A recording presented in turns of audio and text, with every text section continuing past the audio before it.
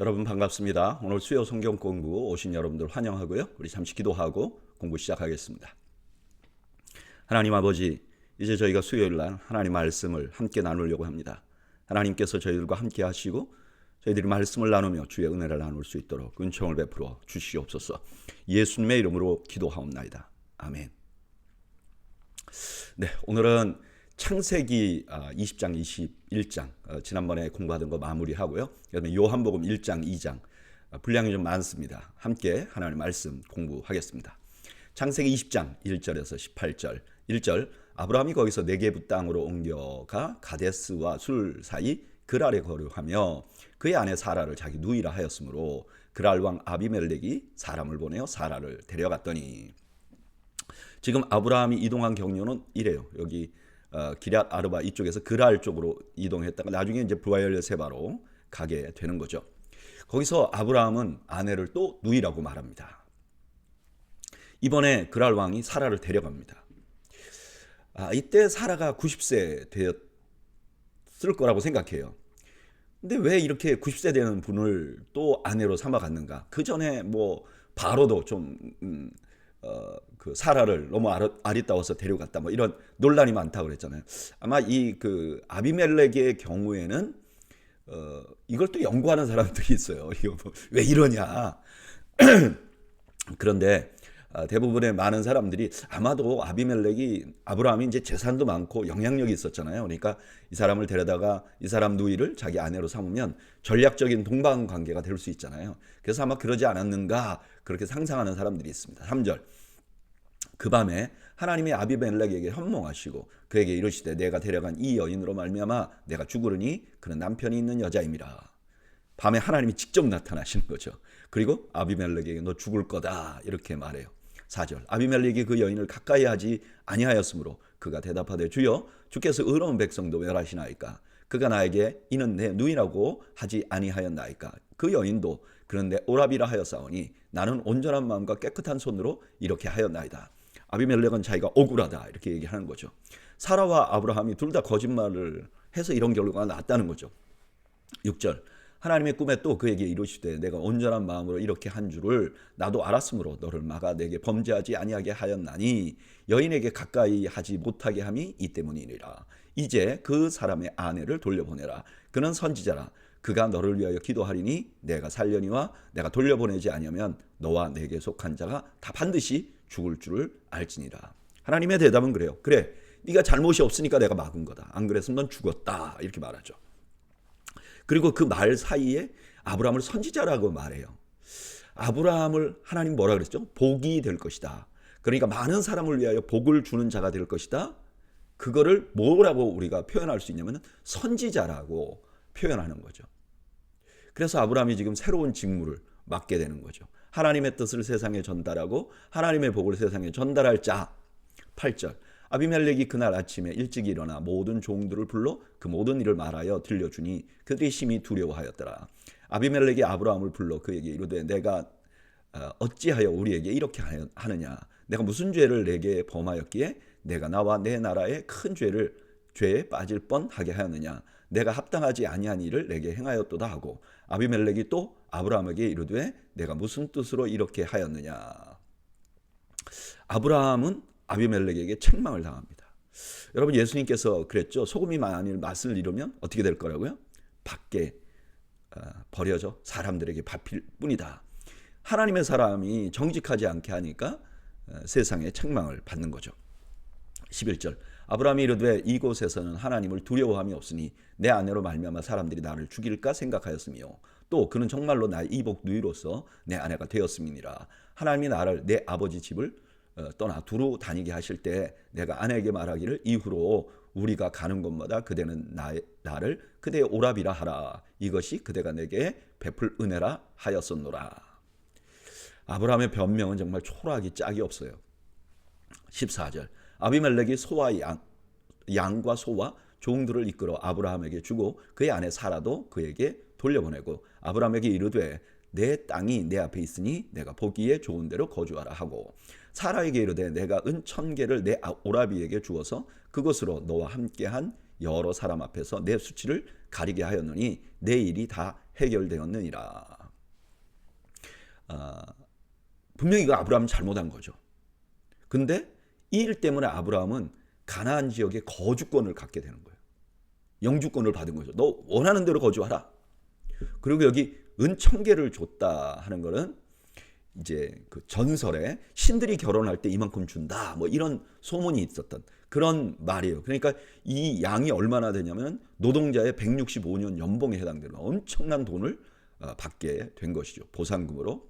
17절 아브라함이 하나님께 기도하며 하나님이 아비멜렉과 그의 아내와 여종을 치료하사 출산하게 하였으니 여호와께서 이왕에 아브라함의 아내 사레의 일로 아비멜렉의 집의 모든 태를 닫으셨습니다. 이제서야 밝혀지는데 하나님이 경고만 한 게 아니에요. 출산을 못하게 한 거예요. 자, 오늘 본문은요 20년 전에 애굽 왕에게 사라를 뺏겼을 때하고 너무 비슷해요. 그러한 아비멜렉은 사라를 아내로 취하려고 데려갑니다. 근데 하나님이 꿈에 나타났어요. 그 일로 너가 죽을 것이다. 아비멜렉은 자신이 한 일은 모르고 한 일이라고 하나님께 호소합니다. 그리고 아비멜렉은 아브라함에게 왜 이렇게 했느냐고 원망을 해요. 여러분, 하나님의 백성이 올바로 살지 않으면 세상 사람들에게 손가락질 받게 됩니다. 그런데 하나님은 결국 아브라함의 기도로 아비멜렉에 대한 재앙을 중단해 줍니다. 그러니까 이 무슨 말이냐면은 아브라함은 세상의 기준으로 보면 이게 존재할 수가 없는 거예요. 이게 거짓말장이고 그런 거죠. 근데 하나님이 결국 그의 편에 서고 그를 도우심으로 그의 존재가 그 가나안 땅에서 존재감이 나타나게 되는 거예요. 저는 이 말씀 묵상하면서 요즘 우리를 좀 돌아봅니다. 여러분, 요즘에 뭐 기독교가 얼마나 많은 사람들에게 손가락질 받습니까? 교회를 존중하는 사람들이 별로 없어요. 저는 제가 가끔 우리 교계 소식을 들을 때 저도 부끄러워요. 왜 이럴까? 왜 이렇게 할까? 그런데도 교회가 이렇게 존재하고 있잖아요. 이건 우리가 잘나서 그런가요? 아니면 잘하고 있는 사람들이 많아서 그런가요? 저는 하나님이 도우시지 않았다면 우리는 존재할 수도 없는 거죠. 우리 더웨이 교회도 마찬가지죠. 하나님이 도우시지 않았으면 우리가 잘나서가 아니라 하나님이 도우시지 않았다면 존재할 수가 없는 거죠. 이런 면에서 지금 우리가 이 땅에서 하나님 백성, 그래 우리 예수 믿는 사람이에요. 우리는 하나님의 백성이에요. 이렇게 말할 수 있는 것 자체가 하나님의 은혜가 우리 가운데 있다는 거고 하나님이 살아계신 증거가 아닌가 그런 생각이 들더라고요. 그래서 이렇게 생각할 수밖에 없어요. 하나님, 내가 존재하는 것 자체가 하나님의 은혜가 지금 이 땅에 임하는 증거입니다. 하나님, 감사합니다. 우리 그리스도인들은요, 아무것도 자랑할 게 없는 것 같아요. 그냥 하나님께 감사할 수밖에 없고 모든 것이 하나님의 은혜라고 고백할 수밖에 없는 것이죠. 21장 여호와께서 말씀하신 대로 사라를 돌보셨고 여호와께서 말씀하신 대로 사라에게 행하셨으므로 사라가 임신하고 하나님이 말씀하신 시기가 되어 노년에 아브라함에게 아들을 낳으니. 여기 돌보셨다는 말은 방문했다 이런 의미가 있어요. 그러니까 하나님이 간섭하셨다 이런 뜻이 되는 거죠. 1절 2절에 이제 드디어 아들을 낳는 장면이 나오는데 계속 반복한 거는 뭐냐면 말씀하신 대로 하나님을 말씀하시면 안 될 것 같고 불가능한 일도 된다는 것을 지금 보여주는 거죠. 3절 아브라함이 그에게 태어난 아들 곧 사라가 자기에게 낳은 아들을 이름하여 이삭이라 하였고 그 아들 이삭이 난 지 8일 만에 그가 하나님이 명령하신 대로 할례를 행하였더라. 아브라함이 그의 아들 이삭이 태어날 때에 100세라. 하나님이 말씀하신 대로 되었는데 그때 아브라함의 나이가 100세였다는 것은 아브라함이 정상적으로 출산할 수 없는 상황이었다는 거예요. 6절 사라가 이르되 하나님이 나를 웃게 하시니 듣는 자가 다 나와 함께 웃으리로다. 또 이르되 사라가 자식을 젖먹이겠다고 누가 아브라함에게 말하였으리요마는 아브라함의 노경에 내가 아들을 낳았도다 하니라. 여기 이 6절 7절은 사라의 시예요. 근데 아주 재밌게 말하죠. 하나님이 자신을 웃게 했다는 거예요. 그 뭐죠? 자기가 불신했기 때문에 웃은 거죠. 그런데 실제로 하나님이 자기에게 기쁨의 웃음, 그 냉소적인 웃음이 아니라 기쁨을 가진 웃음을 갖게 해 주셨다. 이렇게 말하면서 이 기쁨을 시로 표현한 거죠. 8절 아이가 자라매 젖을 떼고 이삭이 젖을 떼는 날에 아브라함이 큰 잔치를 베풀었더라. 사라가 본즉 아브라함의 아들 애굽 여인 하갈의 아들이 이삭을 놀리는지라. 그가 아브라함에게 이르되 이 여종과 그 아들을 내쫓으라. 이 종의 아들은 내 아들 이삭과 함께 기업을 얻지 못하리라 하므로. 여기 젖을 뗀다는 건 뭐 요즘은 뭐 한 살 이렇게 떼는데 예전에는 아마 두세 살은 돼야 뗐을 거예요. 그러니까 두세 살 정도 됐을 때 이스마엘이 그 이삭을 놀렸다. 놀렸다는 건 이제 비웃었다 이런 뜻인 거예요 같아요. 그러니까 청소년 되는 이스마엘의 입장에서 볼 때는 이삭은 아직 어리고 부족하니까 비웃었겠죠. 근데 이걸 사라가 봤어요. 그리고 사라가 뭐라 그러냐? 그 이스마엘에 대해서 아브라함의 아들, 애굽 여인 하갈의 아들. 자기 아들은 아니라는 거예요. 아브라함, 네가 좋아했지 않냐? 너의 아들이 내 아들을 지금 이렇게 비웃는다. 이렇게 강력하게 챌린지를 하는 거죠. 11절 아브라함이 그의 아들로 말미암아 그 일에 매우 근심이 되었더니 하나님이 아브라함에게 이르되 내 아이나 내 여종으로 말미암아 근심하지 말고 사라가 내게 이런 말을 다 들으라. 이삭에게서 나는 자라야 내 씨라 부를 것임이라. 그러나 여종의 아들도 내 신이 내가 그로 한 민족을 이루게 하리라 하신지라. 여기 아브라함도 뭐라 그러냐면은 이스마엘을 내 아이라고 말해요. 그러니까 하나님도 아브라함에게 이스마엘을 내 아이라고 말해요. 그러니까 이게 아브라함은 인간적으로 이스마엘을 굉장히 사랑했던 것 같아요. 그래서 이 말씀이 뭐를 강조하고 있는가? 이스마엘이 아니고 이삭을 선택한 분은 아브라함이 아니라는 거예요. 누구예요? 사라도 아니고 하나님 자신이라는 거예요. 선택은 누가 하시느냐? 하나님 자신이 한다는 거예요. 14절 아브라함이 아침에 일찍이 일어나 떡과 물 한 가죽 부대를 가져다가 하갈의 어깨에 메워 주고 그 아이를 데리고 가게 하니 하갈이 나가서 브엘세바 광야에서 방황하더니 가죽 부대에 물이 떨어진지라 그 자식을 관목 덤불 아래 두고 이르되 아이가 죽는 것을 참아보지 못하겠다 하고 화살 한바탕 거리 떨어져 마주 앉아 바라보며 소리내어 오니. 지금 하갈은 두 번째 광야에서 방황을 하고 있죠. 이제 아들이 죽으려고 그래. 물이 없으니까.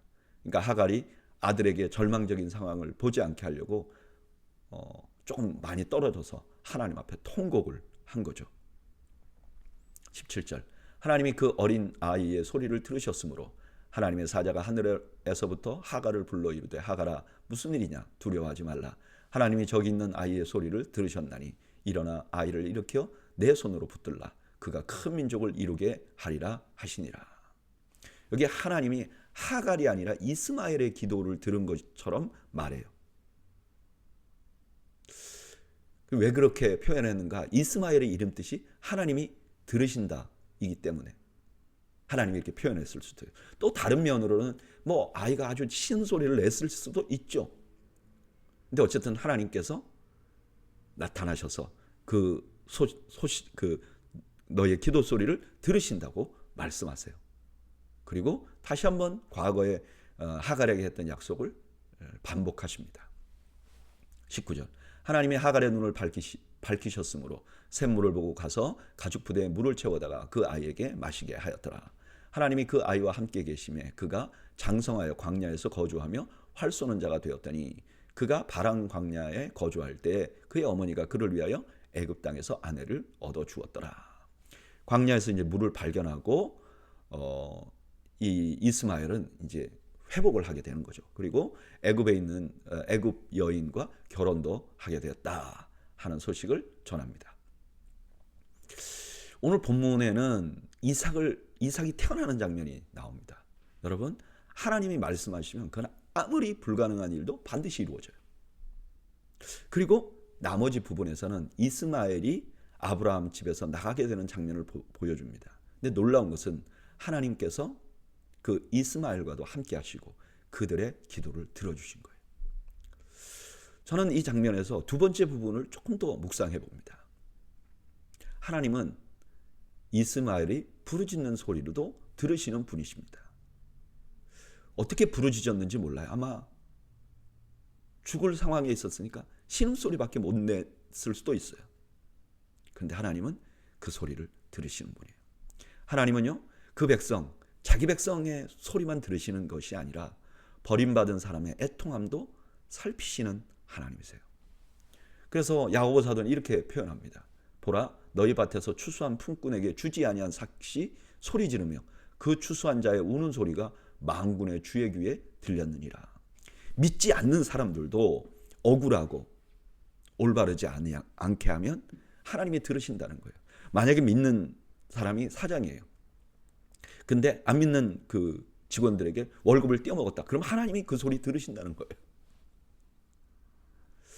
이건 뭐냐? 하나님이 그렇게 들으신다는 것도 하나 인정. 그렇게 되는 거고, 또 하나는 그러면 자기 백성의 애통함은 얼마나 잘 들으시겠어요?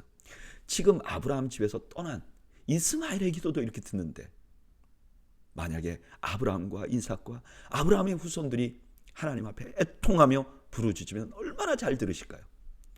광야의 이스라엘 백성들에게 이게 소망인 거죠. 그래, 이스마엘의 기도도 들으신 하나님, 내 기도도 오늘 들어주시겠지. 이건 뿐만 아니라 오늘 우리에게도 큰 위로가 됩니다. 여러분, 우리가 부족하죠. 우리가 하나님 앞에 떳떳하지 못한 부분도 있죠.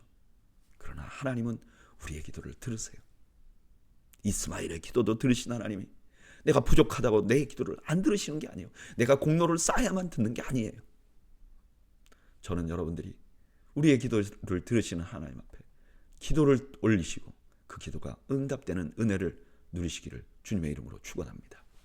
22절, 그때 아비멜렉과 그 군대 장관 비골이 아브라함에게 말하여 이르되 내가 무슨 일을 하든지 하나님이 너와 함께 계시도다. 그런즉 너는 나와 내 아들과 내 손자에게 거짓되이 행하지 아니하기를 이제 여기서 하나님을 가리켜 내게 맹세하라. 내가 내게 후대한 대로 너도 나와 내가 머무는 이 땅에서 행할 것이니라. 이제 중간에 아브라함이 이삭이 태어난 그 장면, 이스마엘 이야기 빼면 그 전으로 돌아가서 아비멜렉이 이제 아브라함을 보내줬잖아요.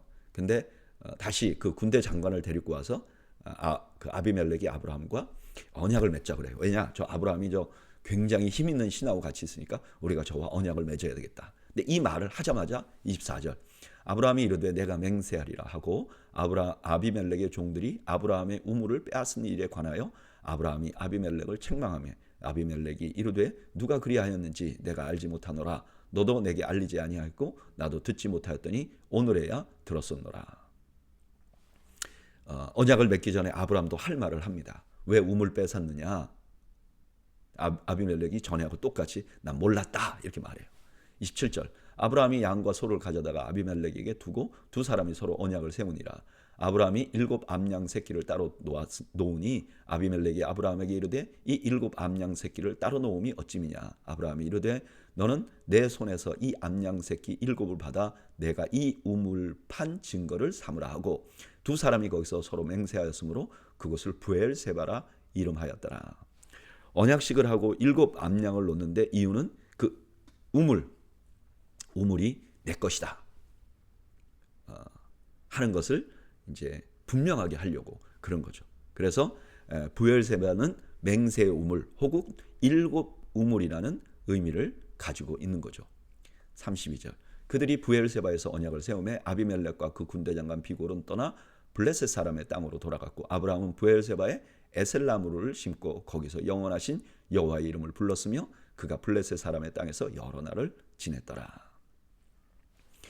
그 블레셋 사람의 땅으로 그 아비멜렉이 돌아갔다는 것은 그 우물뿐만 아니라 그 지역도 아브라함의 소유가 되었다는 것을 의미하는 거죠. 그리고 여기서 이름을 불렀다는 것을 제사를 하는 것을 의미합니다. 자, 오늘 본문에서는 아비멜렉과 아브라함이 그 언약을 맺고 거기에 그 부엘세바에 있는 그 우물들 그리고 그 전체의 어떤 그 지역을 아브라함이 이렇게 소유 혹은 거주할 수 있도록 권리를 받는 것, 이런 장면이 나옵니다. 하나님께서 아브라함에게 이삭을 주었잖아요. 그러면 그거는 아직 아브라함에게 준 약속은 뭐였죠? 수많은 백성이 너의 후손이 될 것이다. 근데 지금 백성은 안 나왔어요. 근데 이삭을 준 건 뭐죠? 첫 열매. 너희 나머지 이제 후손들이 태어날 그런 첫 열매가 된 거잖아요. 마찬가지로 오늘 본문에 보면 아브라함은 아비멜렉과의 언약을 통해서 부엘세바를 소유하게 됩니다. 부엘세바는 가나안 전체에 비하면 정말 아무것도 아니에요. 그러나 이걸 소유함을 통해서 하나님이 결국은 이 땅을 나에게 주실 것이다. 내 후손에게 주실 것이다 하는 그런 소망을 갖게 되는 거죠. 자, 이 말씀을 광야의 이스라엘 백성들이 보는 관점에서 한번 보세요. 지금 아브라함에게는 이삭밖에 없어요. 근데 광야의 이스라엘 백성들이 뭐죠? 하나님이 아브라함에게 수많은 백성을 주겠다는 증거가 자기들이잖아요. 자기들의 존재가 하나님이 그 약속을 지키셨다는 증거잖아요. 근데 그들에게 아직 남아있는 약속이 있어요. 그게 뭐죠? 가나안 땅이에요. 아브라함에게는 오직 브엘세바밖에 안 줬어요. 근데 똑같은 방법으로 이삭을 주고 수많은 백성 약속한 것을 이루어 주셨듯이 브엘세바를 주신 하나님께서 우리에게 가나안을 주실 것이라는 확신을 갖게 해주신 거죠. 이거는 지금 신약 시대를 사는 우리 성도들에게도 엄청난 소망이 됩니다. 여러분, 우리들에게 두 가지 약속이 있어요. 우리에게 큰 약속이 있어요. 그게 뭐죠? 우리가 하나님의 나라에 이제 천국에 들어갈 것이라는 거예요. 근데 어떤 분들이 그러죠. 이거 죽어봤어? 죽어봤어? 언제 천국에 가? 죽어봤어? 이렇게 말하는 분들이 있어요. 근데 여러분, 고린도전서 15장 20절에 보면 그러나 이제 그리스도께서 죽은 자들 가운데 다시 살아나서 잠자는 자들의 첫 열매가 됐어요. 그러니까 예수님을 보면서 우리가 영원한 천국에 갈 것, 부활할 것이라는 확신을 얻게 된다는 거예요. 근데 그 예수님을 믿는다고 하면서 죽어봐서 이렇게 말하는 거야말로 정말 불신이죠. 예수님은 누구세요? 우리가 부활할 것을 보여주시는 표징이죠. 상징이죠. 첫 열매죠. 저는 이 사실을 묵상하면서 이런 생각이 들더라고요. 여러분, 영원한 천국에는 우리 힘으로는 갈 수 없어요. 우리 누구도 갈 수 없어요. 그런데 아브라함에게 약속을 주시고 그 이삭을 주시고 브엘세바를 주시고 결국 그 언약을 다 이루신 하나님. 그 하나님께서 우리를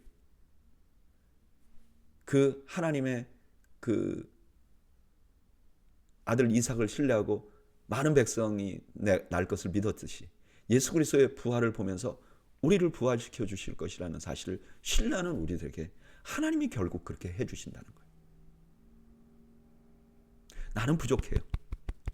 그러나 나 때문에 낙심하는 게 아니라 나를 그렇게 만들어 가실 하나님을 신뢰하는 것. 이게 믿음이죠. 참다운 믿음은 뭐냐? 내가 뭔가를 할 수 있다 믿는다가 아니라 나는 믿음조차도 흔들리지만 결국 하나님께서 하실 것을 신뢰하는 것. 이게 믿음이죠. 저는 여러분들이 이 믿음을 소유하시는 은혜가 있으시기를 주님의 이름으로 축원합니다. 자, 이제 창세기 21장까지 하고 창세기 나머지 부분은 다음에 또 우리가 나누고요. 이제 요한복음으로 넘어갑니다. 요한복음은요, 성경에 요한이라는 사람들이 많이 나오죠. 뭐 세례 요한도 있고. 근데 이 요한복음을 쓴 요한은 세베대의 아들이고 안드레의 형제인 요한. 그러니까 예수님의 제자인 요한이 누구에게 쓴 것이냐? 아마도 여기 성경에 나오지 않지만 아마도 에베소 교인들을 위해서 썼을 것이다. 아니면 에베소 지역에 있는 사람들을 위해서. 왜냐하면 요한이 나중에 에베소에서 목회를 했거든요. 왜 썼느냐? 근데 왜 썼느냐는 대답이 성경 안에 나와요. 요한복음 20장 31절 오직 이것을 기록함은 너희로 예수께서 하나님의 아들 그리스도이심을 믿게 하려 함이요 또 너희로 믿고 그 이름을 힘입어 생명을 얻게 하려 함이니라. 그러니까 이미 믿는 자들은 이걸 가지고 더욱더 분명히 믿게 해주고 또 믿음이 없는 사람들은 요한복음을 읽으면 믿음이 생기도록 하기 위해서 기록했다는 거예요. 근데 그 기록한 특징이 있는데 뭐냐면은 우리가 복음서를 예수님의 생애를 주로 다룬 거를 복음서라고 불러요. 근데 마태, 마가, 누가, 요한 4개 복음서가 있는데 3개의 복음서는 비슷한 관점에서 쓰여졌어요. 근데 요한은 완전히 다른 관점에서 쓰여졌습니다. 그러니까 예수님의 생애를 마태, 마가, 누가가 이미 썼어요. 근데 그거 말고 좀 더 믿음적으로 바라보면서 예수님의 생애를 바라본 성경이 요한복음이에요. 그래서 이런 전제를 가지고 우리가 본문에 들어가 보겠습니다. 1절 태초에 말씀이 계시니라. 이 말씀이 하나님과 함께 계셨으니 이 말씀은 곧 하나님이시니라. 엄청난 선언을 해요. 여기 태초는 만물이 만들어지기 전에, 창세기의 태초보다 그 전에, 그때도 뭐는 있었느냐? 말씀은 있었다는 거예요. 근데 구약 성경에 보면 말씀을 인격적으로 다루는 경우가 많아요. 그러면 세상이 존재하기 전에 하나님과 함께 있었던 말씀이라면 그 말씀이 하나님 아니겠느냐. 2절, 그가 태초에 하나님과 함께 계셨고 만물이 그로 말미암아 지은 바 되었으니 지은 것이 하나도 그가 없이는 된 것이 없느니라. 그러면 그 다음에 이제 창조가 되는 과정을 보면 하나님 전부 다 말씀으로 창조하셨잖아요. 그러니까 모두가 이 말씀을 통해서 세상이 존재하게 된 거죠. 그렇다면 말씀을 통해서 세상이 존재하게 됐다면 4절, 그 안에 생명이 있었으니 이 생명은 사람들의 빛이라 빛이 어둠에 비추되 어둠이 깨닫지 못하더라. 만물이 만들어지는 만물 안에는 생명이 있잖아요. 그러니까 말씀이 생명을 만들었잖아요. 그러니까 그 안에 생명이 있는 거죠. 이 생명이라는 것이 무엇이냐? 이 땅을 존재하게 하고 이 땅을 밝게 하고 하는 빛이다, 이렇게 말하는 거죠. 그런데 마치 어둠이 빛이 막 몰려오면 어둠 물러가 버리잖아요. 깨닫지 못하잖아요. 그런 것처럼 이 땅의 사람들이 예수님을 이해하지 못했다 하는 말씀을 합니다. 그리고 이게 이제 1절부터 5절까지는 어떤 선언을 하는 거예요. 그리고 6절부터는 요한에 대한 얘기를 합니다. 세례 요한이요. 6절, 하나님께로부터 보내심을 받은 사람이 있으니 그의 이름은 요한이라. 그가 증언하러 왔으니 곧 빛에 대하여 증언하고 모든 사람이 자기로 말미암아 믿게 하려 함이라. 그는 이 빛이 아니요 이 빛에 대하여 증언하러 온 자라.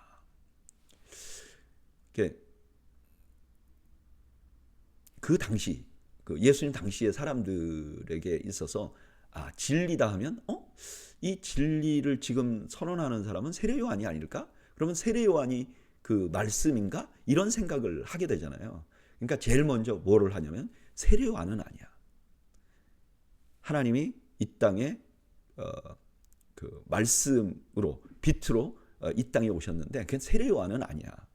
세례 요한은 빛이 아니고 빛에 대해서 증언하러 온 사람이야. 이렇게 말하는 거죠. 그리고 9절에 참빛 곧 세상에 와서 각 사람에게 비추는 빛이 있었나니 그가 세상에 계셨으며 세상은 그로 말미암아 지은 바 되었을 때 세상이 그를 알지 못하였고 자기 땅에 오매 자기 백성이 영접하지 아니하였으나. 근데 세례 요한 말고 참빛이 있었어요.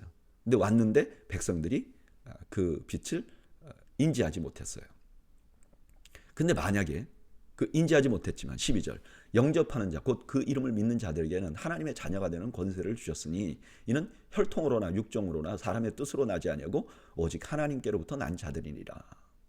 그런데 그 빛을 영접하면 그가 하나님의 백성이 된다는 거예요. 이건 뭐 조금 설명이 필요해요. 여기 빛이라고 하는 거, 메시아라고 하는 것은 다윗의 자손이고 하나님이 보내신 자잖아요. 그러니까 하나님이 보내신 자를 영접하면 그가 하나님의 백성이 된다 하는 논리인 거죠. 근데 이거는 유대인의 혈통으로 된 것이 아니고 사람의 이론으로 만들어 주신 것이 아니라는 거예요. 이거는 하나님이 보내신 자를 받아들여서 하나님의 백성 됐으니까 이거는 하나님으로부터 난 자다, 이렇게 설명을 하는 거죠. 14절, 말씀이 육신이 되고 우리 가운데 거하시며 우리가 그의 영광을 보니 아버지의 독생자의 영광이요 은혜와 진리가 충만하더라. 말씀이 육신이 되어 우리 가운데 거한다. 이 말을 이해하는 방법 중에 하나가 성막이에요. 성막은 말씀을 보관하는 곳이었어요. 그러니까 말씀은 보이지 않잖아요. 근데 말씀을 기록한 법궤가 그 성막 안에 있었으니까 이 말씀이 육신, 그러니까 형태를 가진 것이 성막이잖아요. 그리고 그 성막이 거하는 그 백성이 누구냐면은 하나님의 백성이에요. 근데 지금 그 말씀이 육신이 되었어요. 그 말은 그 과거의 말씀이었던 그 하나님이 지금 사람이 되셨어요. 근데 그분이 우리 가운데 있어요. 그러니까 우리가 하나님의 백성이 되는 거 아니냐. 이것은 과거의 성막에서 나온 영광이 아니라 하나님의 독생자의 하나님의 아들의 영광이다. 이렇게 말하는 거죠. 15절, 요한이 그에게 대하여 증언하여 외쳐 이르되 내가 전에 말하기를 내 뒤에 오시는 이가 나보다 앞선 것은 나보다 먼저 계심이라 한 것이 이 사람을 가리킴이라 하니라. 다시 요한이 등장을 해요. 그래서 바로 이 말씀이 육신이 되어 우리 가운데 거하시는 이분이 바로 그분이다 라고 그 말씀이다, 빛이다 라고 선언을 했다는 거예요. 16절, 우리가 다 그의 충만한 데서 받으니 은혜 위에 은혜로라. 율법은 모세로 말미암아 주어진 것이요 은혜와 진리는 예수 그리스도로 말미암아 온 것이니라. 이제 이 16절은 14절과 연관이 돼요. 14절에 뭐라 그랬죠? 말씀이 육신이 되어 우리 가운데 거하시며 우리가 그의 영광을 보니 아버지의 독생자의 영광이요 은혜와 진리가 충만했다 그랬잖아요. 그러니까 그 충만한 데서 우리가 은혜를 받았다는 거예요. 그래서 여기서 17절에 뭐를 하냐면은 율법과 은혜를 비교합니다. 율법은 모세로부터 주어진 거잖아요. 근데 지금 예수님이 가르치신 은혜와 진리는 예수 그리스도, 그러니까 하나님으로부터 온 것이다. 이렇게 말씀하는 거죠. 18절, 본래 하나님을 본 사람이 없으되 아버지 품속에 있는 독생하신 하나님이 나타내셨느니라. 품속에 있다는 건 친밀함을 가리키는 거죠. 마치 그 아들이 품속에 있듯이. 근데 말씀이 원래 하나님 품속에 있었잖아요. 하나님 가슴에 있었잖아요. 그러니까 이 말씀이 하나님의 아들, 독생하신 아들이다. 이렇게 말하는 거죠. 그래서 예수님의 목적이 뭐냐? 이 땅에 하나님을 나타내는 것이다. 여러분, 이 그 1장 1절부터 18절은요. 한 정말 10시간 이상을 설명해도 이해가 될 똥말똥한 정말 어려운 말씀이에요. 자, 요한복음 1장 1절에서 18절까지 우리 읽었는데요. 이거 정말 엄청난 선언이죠. 그 선언을 논리 정연하게 전개해 나가요. 그러니까 이런 거죠. 태초에 말씀이 있었어. 그 말씀은 하나님이었잖아. 그렇게 얘기하는 거예요. 그리고 그가 말씀이 하나님이라면 그 안에 생명도 있었고 세상의 빛이야. 그렇게 이제 이해를 하는 거죠. 그런데 그러면 그 당시에 세상의 빛처럼 밝은 빛을 비춰주는 사람이 누가 있느냐? 요한이지 않겠느냐? 근데 요한은 자기가 아니라는 거예요. 그리고 요한이 말하기는 그것은 예수님이야. 하나님의 아들이야. 그러면서 예수님에 대해서 선언을 이렇게 해나가요. 근데 저는 이 말씀을 이렇게 읽으면서 만약에 요한이 없었으면 우리가 이걸 이해할 수 있었을까? 만약에 요한이 없이 이 말씀을, 이 진리를 이해하려면 상당한 그 구약에 대한 그 식견이 있어야 되고 그 철학적인 논리적인 훈련을 받았어야 되고 예수님을 친밀하게 만났어야 될 거예요. 그렇지 않으면 이 말씀을 이해할 수 없어요. 만약에 우리가 이런 말씀을 이해하지 못하면 우리는 여전히 어두운 가운데 있어야 되고 율법이 우리를 구원해 줄 거라고 생각하고 세상의 소리에 귀를 기울이며 살았어야 할 것이에요. 그런데 지금 하나님께서 성령을 통해서 요한에게 이 말씀을 기록하게 하셨어요. 그래서 이 말씀 때문에 우리가 주님을 알게 돼요. 아, 주님이 누구신가? 말씀이시다. 그리고 그것 때문에 세상에서 소망을 갖게 되고 예수님을 영접하는 것이 얼마나 영광스러운 일인가. 마치 광야에 있는 이스라엘 백성들 그 가운데 성막이 있는 것처럼, 그래서 그 이스라엘 백성들이 광야에 살지만 하나님의 백성으로 살았던 것처럼 영광스러운 삶을 우리가 살고 있다는 것을 알게 되는 거죠. 이 모든 것이 무엇 때문인가? 하나님께서 사도들을 통해서 감동하시고 성령으로 감동하셔서 말씀을 우리에게 주셔서 우리가 주님을 알게 된 거죠. 그래서 우리가 이 말씀을 주시면 좀 감사해야 됩니다. 여러분, 말씀을 주지 않으면 우리가 주님을 어떻게 알 수 있겠어요? 그래서 말씀을 더 사모해야 되는 거죠. 우리가 큐티를 해야 되고 성경을 읽어야 되는 이유, 오직 이 말씀으로만 예수 그리스도를 진정으로 만날 수 있기 때문에 그래요. 그래서 저는 우리 성도들이요, 이 말씀에 열심히 공부하기도 하지만 주님, 이 말씀을 더욱더 깊이 깨달을 수 있도록 은혜를 달라고 기도하는 것도 필요하다고 생각합니다. 저는 우리 도회의 교회가 이 말씀 위에 든든히 서는 교회가 되기를 바라고 이 말씀의 축복을 우리 모두가 누리기를 주님의 이름으로 축원합니다. 19절, 이제 앞쪽에 이제 두 번이나 세례 요한이 그 등장을 했잖아요. 근데 구체적인 말은 없었어요. 이제 세례 요한이 에 대한 구체적인 말, 세례 요한이 실제로 나누었던 말이 등장을 합니다. 19절 유대인들이 예루살렘에서 제사장들과 레위인들을 요한에게 보내어 내가 누구냐 물을 때에 요한의 증언이 이러하니라. 요한이 드러내어 말하고 숨기지 아니하니 드러내어 하는 말이 나는 그리스도가 아니라 한대.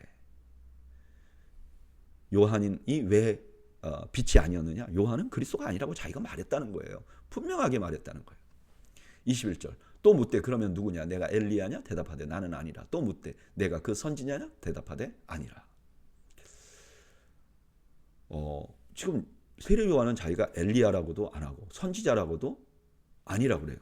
근데 여러분 우리 성경은 세례 요한을 선지자로 보잖아요. 그리고 엘리야로 보잖아요. 예수님 전에 온. 그럼 이게 그 무슨 뜻이냐? 이거는 이런 의미예요. 지금 이거 묻는 게 그냥 21절에서만 묻은 게 아니잖아요. 그 전에 이렇게 물었어요. 너 그리스도냐? 아니다. 그러면 너 엘리야냐? 이 말도 너 엘리야와 같은 그리스도냐? 혹은 너가 선지자냐? 너가 구약에 그 약속했던 그 선지자냐? 메시아냐? 이렇게 물어보는 거예요. 그러니까 여기 선지자냐 엘리야냐가 그냥 단순히 이 사람이냐 혹은 이런 선지자냐 일반적인 선지자가 뜻이 아니라 메시아로서 이런 자냐라고 물었는데 지금 세례 요한은 세 번이나 동일하게 자기가 메시아가 아니라고 부인한 것이죠. 22절 또 말하되 누구냐? 우리를 보낸 이들에게 대답하게 하라. 너는 내게 대하여 무엇이라 하느냐? 이르되 나는 선지자 이사야의 말과 같이 주의 길을 곧게 하라고 광야에서 외치는 자의 소리로다 하니라. 지금 세례 요한은 이사야서 40장 3절을 인용해요. 그래서 나는 하나님이 보내실 자가 있는데 그 앞에 그 대로를 평탄하게 하는 그 소리에 불과하다. 자신은 주인공이 아니고 메시아가 오는 것을 그 앞길을 닦는 자이다라고 자기 고백을 하는 거죠. 24절 그들은 바리새인들이 보낸 자라. 또 물어 이르되 내가 만일 그리스도도 아니고 엘리야도 아니고 그 선지자도 아닐진데 어찌하여 세례를 베푸느냐? 요한이 대답하되 나는 물로 세례를 베풀거니와 너희 가운데 너희가 알지 못하는 한 사람이 섰으니 곧 내 뒤에 오시는 그이라. 나는 그의 신발끈을 풀기도 감당하지 못하겠노라 하더라. 이 일은 요한이 세례 베풀던 곳 요단강 건너편 베다니에서 일어난 일이라. 이제 그 사람들이 이렇게 물어보는 거죠. 근데 너 왜 세례를 베푸냐? 왜냐하면은 에스겔서에 보면 그 이제 말세가 오면 이제 세례를 베풀고 그것이 말세의 어떤 증거라라고 하는 예언이 있어요. 그래서 유대인들은 뭐라고 생각했냐면은 말세 종말이 올 때는 세례가 있을 것이다 이렇게 생각을 했단 말이에요. 그러니까 세례 요한이 당연히 메시아일지 모른다고 오해를 받은 거죠. 근데 세례 요한이 이렇게 말하는 거예요. 그 왜 세례를 베풀었느냐에 대한 대답을 안 하고 나는 내 뒤에 오시는 분이 진짜 세례를 베풀 분이야. 나는 그것에 그 신발끈을 풀기도 부족한 사람이야. 이렇게 고백했다는 거예요. 그러니까 세례를 베풀 분이 이제 진짜 더 큰 세례를 베풀 분이 오실 것이다 하는 것을 자기가 예비하는 자라고 이렇게 그 이유에 대해서 설명을 했다는 거죠. 29절 이튿날 요한이 예수께서 자기에게 나오심을 보고 이르되 보라 세상 죄를 지고 가는 하나님의 어린 양이로다. 내가 전에 말하기를 내 뒤에 오는 사람이 있는데 나보다 앞선 것은 그가 나보다 먼저 계심이라 한 것이 이 사람을 가리킴이라. 나도 그를 알지 못하였으나 내가 와서 물로 세례를 베푸는 것은 그를 이스라엘에 나타내려 함이라 하니라. 세례 요한이 예수님을 보고 세상 죄를 지고 가는 어린 양이라고 선언을 했어요. 이분이 자기가 지금 그 자기 뒤에 오실 그분이라고 선언한 거예요. 이제 그 뒤에 보면 이제 그렇게 말한 이유가 이제 나타나죠. 32절 요한이 또 증언하여 이르되 내가 보매 성령이 비둘기같이 하늘로부터 내려와서 그의 위에 머물렀더라. 나도 그를 알지 못하였으나 나를 보내어 물로 세례를 베풀라 하신 그이가 나에게 말씀하시되 성령이 내려서 누구 위에 머무는 것을 보거든 그가 곧 성령으로 세례를 베푸는 이인 줄 알라 하였기에 내가 보고 그가 하나님의 아들이심을 증언하였노라 하니라. 세례 요한이 예수님이 오니까 저가 하나님의 어린 양이라고 말한 이유는 뭐냐면은 예수님이 세례 받을 때 성령이 내리신 거예요. 근데 그걸 어떻게 그렇게 말할 수 있었느냐? 자기에게 세례를 베풀라고 한 하나님께서 누가 성령이 임하면 그가 성령으로 세례를 베풀 자라 하는 것을 말씀해 주셨다는 거예요. 오늘 본문에는 세례 요한이 예수님을 증언하는 장면이 나옵니다. 세례 요한은요, 자신에 대해서 너무 잘 알았어요. 자신은 메시아가 아닙니다. 누가 말하라고 해도 흔들리지 않는 거예요. 근데 그가 그 전에 알았던 것이 있어요. 그게 뭐냐면은 이제 어떤 사람에게 성령이 내리시면 그는 성령으로 세례를 베푸실 분이다. 그래서 그는 세례를 베풀면서 기다렸던 거예요. 그런데 성령이 예수님에게 임하는 걸 보면서 아, 이분이 바로 그분이구나 확신을 얻게 됐다는 거예요. 야, 세례 요한이 이렇게 예수님에 대해서 예수님이 어떤 분인지를 증언했다는 거죠. 저는 이 말씀 묵상하면서 주님을 알 수 있는, 주님을 증거할 수 있는 가장 확실한 방법이 무엇인가를 알게 됩니다. 그건 뭐냐면은 그 첫걸음은 뭐냐면은 자신의 주제를 파악하는 거예요. 누가 뭐래도 자신을 드러내려 하지 않는 거예요. 저는 요즘에 주님의 영광을 가리는 가장 큰 악당은요, 무슨 세상의 독재자들이나 혹은 범죄자들이나 이런 분들이 아니에요. 평소에 주님을 따른다고 말하고 주님께 영광을 돌린다고 말했는데 자신의 주제 파악을 못하고 자기를 드러내려 할 때 하나님의 영광이 가려진다는 생각을 많이 하게 됩니다. 여러분, 저는 적어도 우리가 얼마나 부족한 자임을 잊지 않고 내가 주목받으려고 주목받지 않으려고 몸부림치는,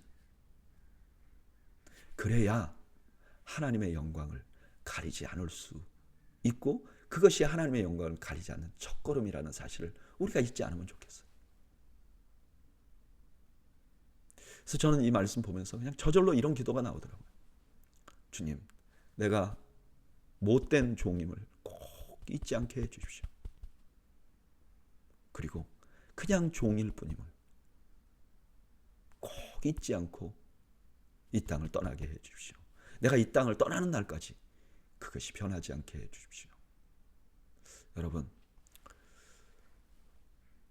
우리는 죄인입니다. 우리가 주목받으려고 하는 순간 하나님의 영광을 가릴 수 있습니다. 저는 우리가 그 사실을 잊지 않기를 주님의 이름으로 축원합니다. 35절. 또 이튿날 요한이 자기 제자 중 두 사람과 함께 섰다가 예수께서 거니심을 보고 말하되 보라 하나님의 어린 양이로다. 예수님이 또다시 세례 요한이 또다시 예수님을 증거한 거죠. 37절. 두 제자가 그의 말을 듣고 예수를 따르거늘 예수께서 돌이켜 그 따르는 것을 보시고 물어 이르시되 무엇을 구하느냐 이르되 랍비여 어디 계시오니까 하니 랍비는 번역하면 선생이라.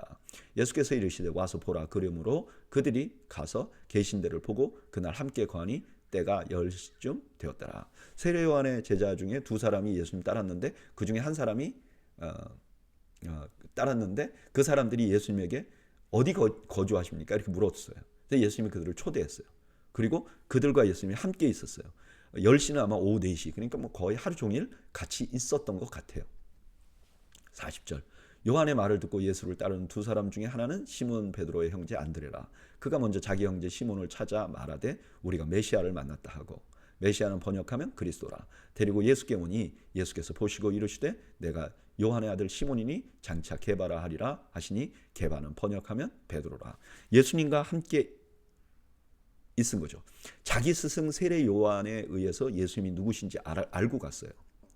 그리고 예수님과 하루 종일 대화하고 나서 안드레의 확신은 뭐냐면 이분이 메시아다.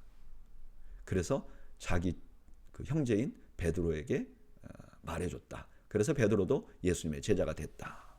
43절. 이튿날 예수께서 갈릴리로 나가려 하시다가 빌립을 만나 이르시되 나를 따르라 하시니 빌립은 안드레와 베드로와 한 동네 벳세다 사람이라. 빌립이 나다나엘을 찾아 이르되 모세가 율법에 기록하였고 여러 선지자가 기록한 그 일을 우리가 만났으니 요셉의 아들 나사렛 예수라. 그 다음에 불림을 받은 사람이 빌립이고요. 빌립 다음에 빌립이 나다나엘에게 예수님을 소개합니다. 여기 나다나엘은 예수님의 제자 중에 바돌로메와 동일시되는 사람이에요. 46절 나다나엘이 이르되 나사렛에서 무슨 선한 것이 날 수 있느냐. 빌립이 이르되 와서 보라 하니라. 예수께서 나다나엘이 자기에게 오는 것을 보시고 그를 가리켜 이르시되 보라 이는 참 이스라엘 사람이라 그 속에 간사한 것이 없도다. 나다나엘의 처음 반응은 시원치 않았어요. 근데 빌립의 강청에 의해 예수님 앞에 옵니다. 근데 예수님은 나다나엘을 극찬합니다. 48절 나다나엘이 이르되 어떻게 나를 아시나이까. 예수께서 대답하여 이르시되 빌립이 너를 부르기 전에 내가 무화과 나무 아래에 있을 때 보았노라. 나다나엘이 대답하되 랍비여 당신은 하나님의 아들이시요 당신은 이스라엘의 임금이로소이다. 무화과 나무 아래에 있을 때는 아무도 몰랐을 거예요. 근데 그걸 아니까 나다나엘이 예수님에 대한 고백을 합니다. 그 고백은 당신이 메시아입니다. 하나님의 아들이십니다. 라는 고백이에요. 50절 예수께서 대답하여 이르시되 내가 너를 무화과 나무 아래서 보았다고 함으로 믿느냐. 이보다 더 큰 일을 보리라. 또 이르시되 진실로 진실로 너희에게 이르노니 하늘이 열리고 하나님의 사자들이 인자 위에 오르락 내리락 하는 것을 보리라 하시니라. 51절은 야곱이 베델에서 환상을 본 걸 모티브로 삼아서 하신 말씀이죠. 예수님께서 하늘과 땅의 중보자이심을 보게 되고 또 하나 그냥 무화과 나무 아래에서 본 게 아니라 마치 베델에서 아버지 집을 떠나서 베델에서 홀로 있다고 생각한 야곱에게 내가 너와 함께 있다고 보여준 것처럼 지금 예수님은 그냥 무화과 나무 아래에서만 나다나엘을 본 것이 아니라 함께 하시는 하나님, 우리와 함께 하시는 하나님이심을 보게 될 것이다고 말씀해 주시는 거죠. 오늘 본문에는 처음 제자들이 주님 앞에 나오는 과정을 보여줍니다. 처음 제자는 안드레고요.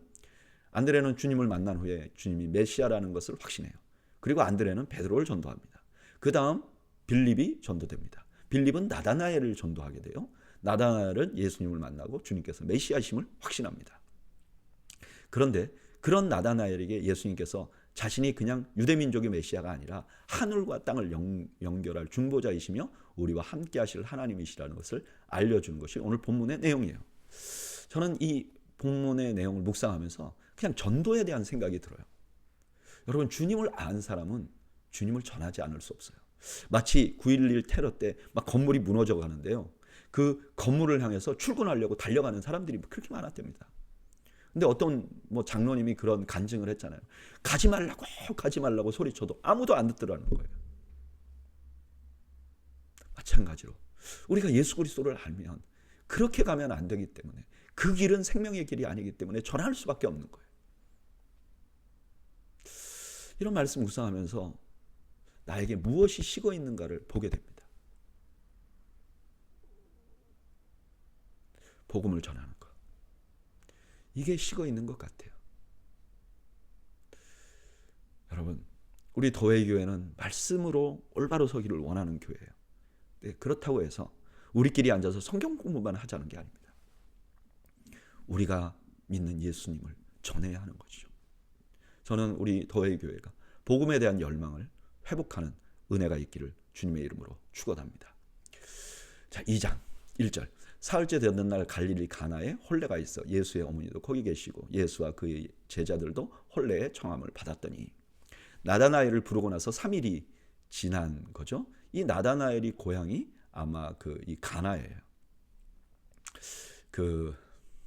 3절 포도주가 떨어진지라 예수의 어머니가 예수에게 이르되 저들에게 포도주가 없다 하니 예수께서 이르시되 여자여 나와 무슨 상관이 있나이까 내 때가 아직 이르지 아니하였나이다. 그의 어머니가 하인들에게 이르되 너희에게 무슨 말씀을 하시든지 그대로 하라 하니라.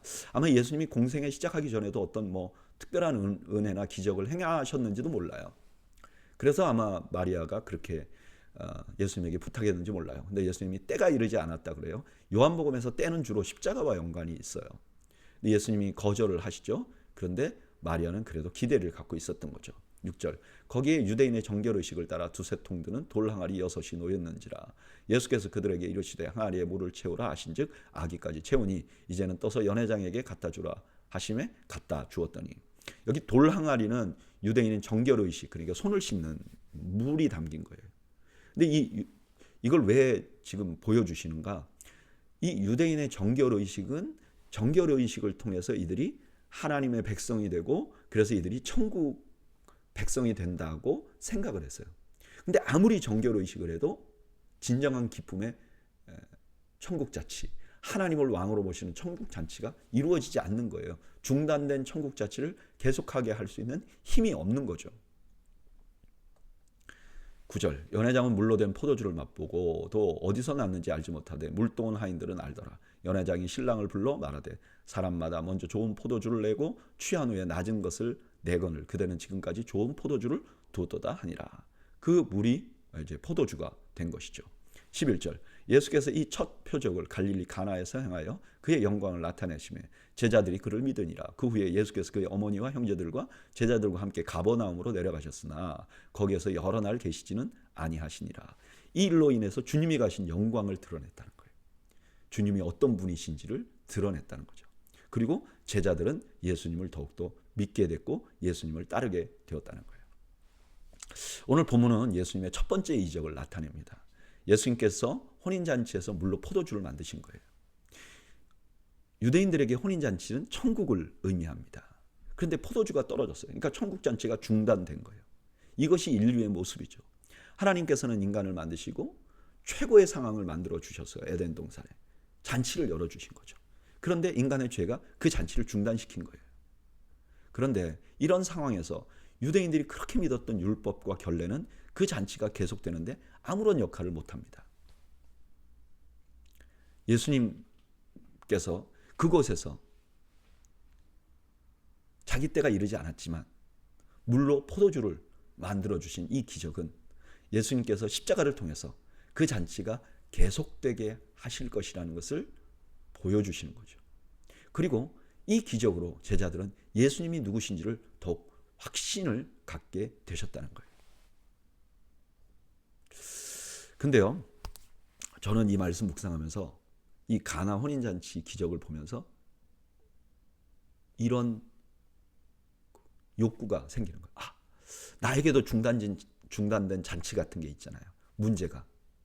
그러니까, 가나 혼인잔치의 기적을 보고 주님께서 내 삶에도 이런 중단된 잔치 같은 문제가 있는데 이거 회복시켜 주십시오 라고 구하고 싶은 욕구가 생기는 거죠. 그러니까 내 생애에도 물 가지고 포도주를 만들어 주십시오 라고 구하고 싶은 욕구가 생겨요. 이 기적을 보면서. 근데 이거는 생각해 보면요. 오병이어의 기적 이후에 주님 또 떡 주십시오. 또 물고기 주십시오. 그러고 따라다니는 사람들. 그래서 예수님이 피해버린 사람과 너무 똑같은 거죠. 그래서 저는 마음을 좀 가다듬고 이 말씀 묵상하면서 정말 저의 본성을 누르고 간신히 이렇게 기도하는 거죠. 주님께서 십자가의 피를 흘리시고 지금 내가 새로운 천국 자치를 경험하게 해주셔서 감사합니다. 제자들처럼 주님을 신뢰하고 따르겠습니다. 그렇게 살아가겠습니다. 여러분, 가나 혼인잔치의 기적은 예수님께서 우리 삶의 모든 문제를 해결해 주신다는 그런 의미의 기적이 아닙니다. 예수님께서 십자가의 죽으심으로 우리에게 천국을 바라볼 수 있도록 그리고 이 땅에 살면서 하나님의 통치를 경험할 수 있도록 기회를 주신 거예요. 이거는 예수님에게서만 일어날 수 있는 일이에요. 그래서 이 사실을 알면 우리가 제자들처럼 예수님을 신뢰하고 따라야 하는 거죠. 그런 결단을 요청하는 말씀이 이 말씀이에요. 저는 오늘 성경 공부 나오신 여러분들이 예수님을 떡으로만 따라다니는 것이 아니라 예수님이 누구시고 우리를 위하여 어떤 일을 하셨다는 것을 확신하며 그 주님을 신뢰하며 따라갈 수 있는 여러분들이 되시기를 주님의 이름으로 축원합니다. 13절 유대인의 유월절이 가까운지라 예수께서 예루살렘으로 올라가셨더니 성전 안에서 소와 양과 비둘기 파는 사람들과 돈 바꾸는 사람들이 앉아 있는 것을 보시고 유월절에 그 성전에서 이렇게 소, 양 장사하는 사람들이 있었다는 거예요. 근데 이건 여러분들 아시죠? 그 성전 제사의 편의를 위해서 있는 거예요. 제사하려면 소나 양이나 끌고 와야 되잖아요. 근데 오다가 발뿌리가 부러진다든가 뭐 벌레가 눈을 쏜다든가 이러면 이거 흠이 있기 때문에 제사에 못 써요. 너무 힘드니까 그 성전 근처에서 제사를 위한 소와 양을 미리 준비해 놓고 파는 거고, 돈도 성전에 드리는 세켈이라는 이 그 성전에 바치는 돈은 딴 데서 통용이 안 돼요. 그래서 여기 와서만 바꿀 수 있어요. 그래서 이제 성전 제사를 위한 편의 시설이었던 거죠. 15절 롯군으로 채찍을 만드사 양이나 소를 다 성전에서 내쫓으시고 돈 바꾸는 사람의 돈을 쏟으시며 상을 엎으시고 비둘기 파는 사람들에게 이르시되 이것을 여기서 가져가라. 내 아버지의 집으로 장사하는 집을 만들지 말라 하시니. 여기 예수님이 하시는 행동을 이게 폭력적인 것으로 보는데, 가만히 보면 예수님께서 더 이상 장사하지 못하게 만드는 거예요. 진짜 폭력이면 뭐 소나 양을 뭐 가죽 채찍이 아니라 쇠 박힌 채찍으로 찍으면 뭐 다 죽잖아요. 근데 그게 아니라 나가라고 몰아내는 거예요.